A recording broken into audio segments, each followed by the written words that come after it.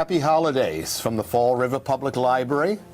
My name is David Mello, and I'd like to share with you a very special holiday story, The Night Before Christmas, originally published in 1823 by Clement Clark Moore as a gift to his own children at Christmas time. The Night Before Christmas.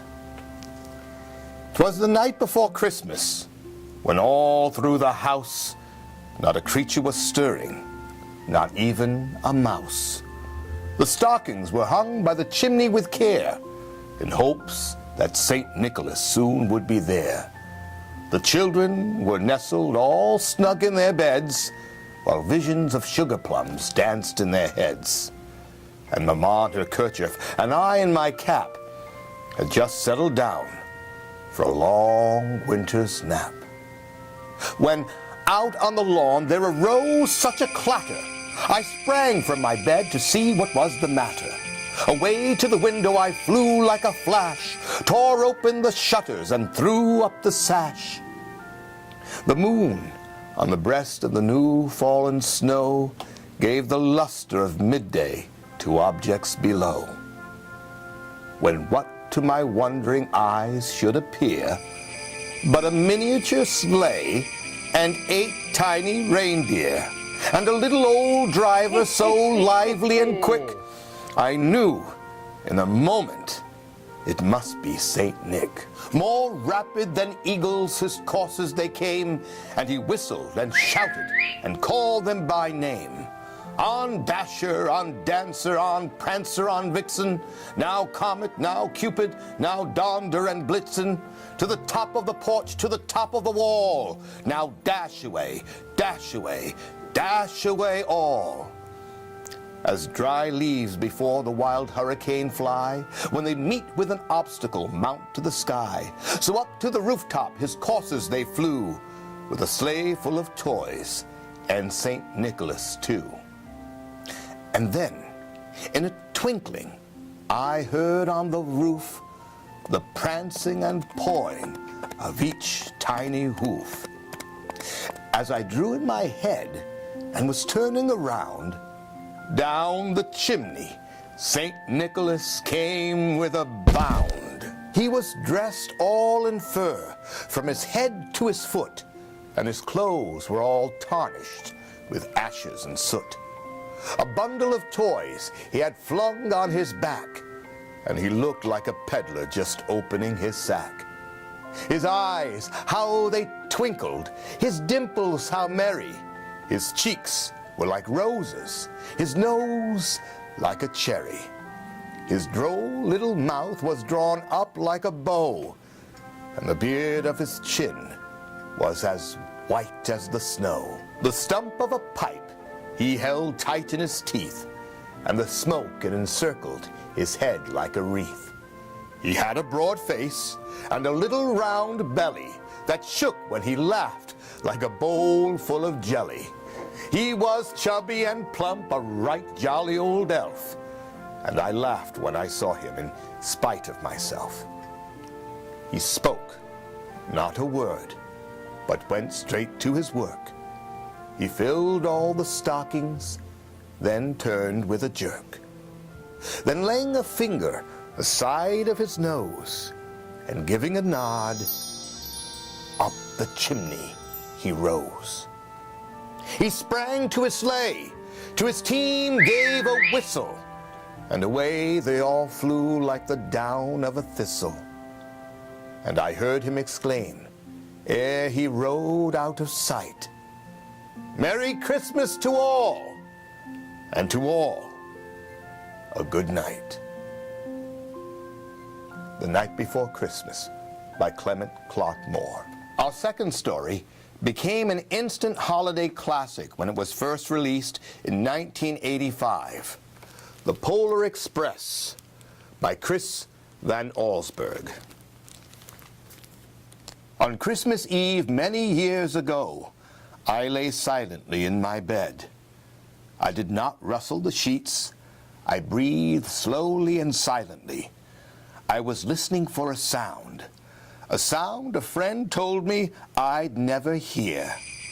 The ringing bells of Santa's sleigh. "There is no Santa," my friend had insisted, but I knew he was wrong. Late that night, I did hear sounds, though not of ringing bells. From outside came the sounds of hissing steam and squeaking metal. I looked through my window and saw a train standing perfectly still in front of my house. It was wrapped in an apron of steam. Snowflakes fell silently around it. A conductor stood at the door of the open cars. He took a large pocket watch from his vest, then looked up at my window. I put on my slippers and robe. I tiptoed downstairs and out the door. "All aboard!" the conductor cried out. I ran up to him. "Well," he said, "are you coming?" "Where?" I asked. "Why, to the North Pole, of course," was his answer. "This is the Polar Express." I took his outstretched hand, and he pulled me aboard. The train was filled with other children, all in their pajamas and nightgowns. We sang Christmas carols and ate candies with nougat centers as white as snow. We drank hot cocoa as thick and rich as melted chocolate bars. Outside, the lights of towns and villages flickered in the distance as the Polar Express raced northward. Soon there were no more lights to be seen. We traveled through cold, dark forests where lean wolves roamed and white-tailed rabbits hid from our train as it thundered through the quiet wilderness. We climbed mountains so high it seemed as if we would scrape the moon. But the Polar Express never slowed down. Faster and faster we ran along, rolling over peaks and through valleys like a car on a roller coaster. The mountains turned into hills, the hills into snow-covered plains. We crossed a barren desert of ice, the great polar ice cap. Lights appeared in the distance. They looked like the lights of a strange ocean liner sailing on a frozen sea. "There," said the conductor, "is the North Pole." The North Pole. It was a huge city standing alone at the top of the world, filled with factories where every Christmas toy was made. At first, we saw no elves. "They are gathering at the center of the city," the conductor told us. "That is where Santa will give the first gift of Christmas." "Who receives the first gift?" we all asked. The conductor answered, "He will choose one of you." "Look," shouted the children, "the elves!" Outside we saw hundreds of elves. As our train drew closer to the center of the North Pole, we slowed to a crawl. So crowded were the streets with Santa's helpers.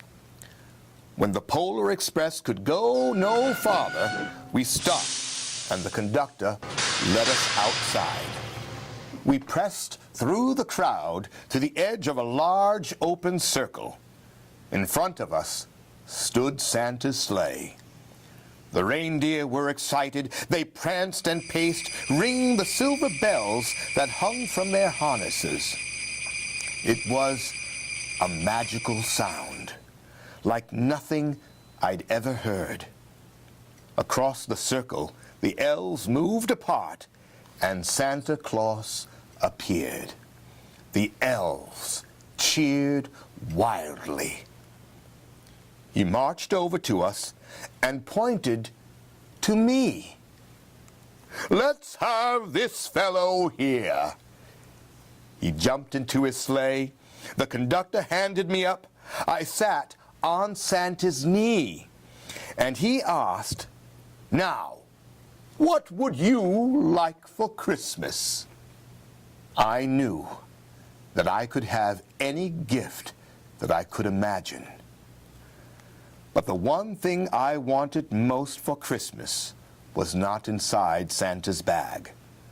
What I wanted more than anything was one silver bell from Santa's sleigh. When I asked, Santa smiled. Then he gave me a hug and told an elf to cut a bell from a reindeer's harness. The elf tossed it up to Santa. He stood, holding the bell high above him, and called out, "The first gift of Christmas!" A clock struck midnight as the elves roared their approval. Santa handed the bell to me, and I put it in my bathrobe pocket. The conductor helped me down from the sleigh. Santa shouted out the reindeers' names and cracked his whip. His team charged forward and climbed into the air. Santa circled once above us, then disappeared into the dark polar sky. As soon as we were back inside the Polar Express, the other children asked to see the bell. I reached into my pocket, but the only thing I felt was a hole. I had lost the silver bell from Santa Claus's sleigh. "Let's hurry outside and look for it," one of the children said, but the train had given a sudden lurch and started moving. We were on our way home. It broke my heart to lose the bell.